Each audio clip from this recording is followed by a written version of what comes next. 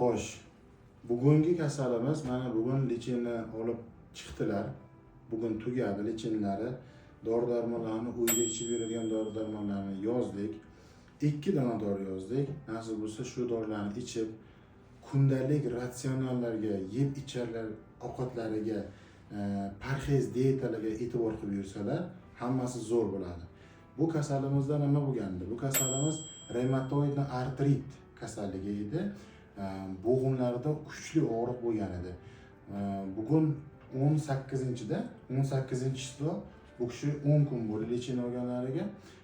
Juda aziyat chekib kelgan ekanlar, o'zlarini aytishlari bo'yicha.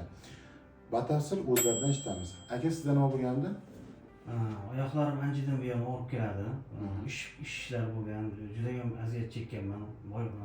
Barmoqlarim, oyoqdagi bosh barmoqlarim og'rib ishib ketardi.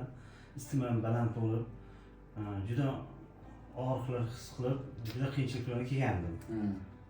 Men o'sha yerga kelish, o'sha Farhod ona xususiy klinikasiga eshitganman. O'sha vrachlarni eshitganman, masalan, Doston Navib degan vrachga uchrashinglar deb keldim va u o'sha siz ekansiz, Doston vrach, keyin menga lichinalarni yozib berdi. 3 kunda men o'zimning nimani o'zgarishini sezdim. Demak, og'riqlar pasayib ketdi. Pasayib ketdi. Zo'r.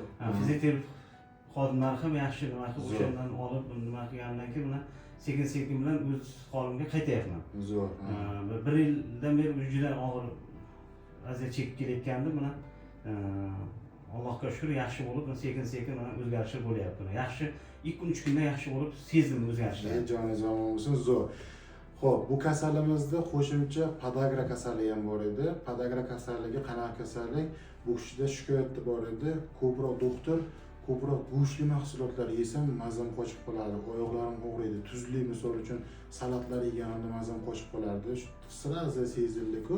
Demak, podagraga shubha qilingan edi va analiz olinganda haqiqatan podagra ham chiqqandi. Endi kundalik ratsioningizda tuzni umuman chiqarib tashlaymiz. Tuzda. Go'shtli mahsulotlarni yemaysiz, imkon darajasida. Diyetaga e'tibor qilasiz, kechki ovqatni yo'q qilasiz, umuman yemaysiz, non mahsulotlarini yemaysiz. Keyin shirinliklardan paka yemay turing. Paka emas, umuman chiqarib tashlasangiz ham mayli.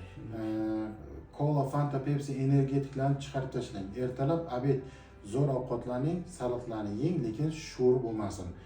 Ovqat tarkibida tuz bo'ldimi, bilingki, bo'g'ingizdagi, bosh barmog'ingizdagi og'riqlar, shishlar kuchayib ketadi.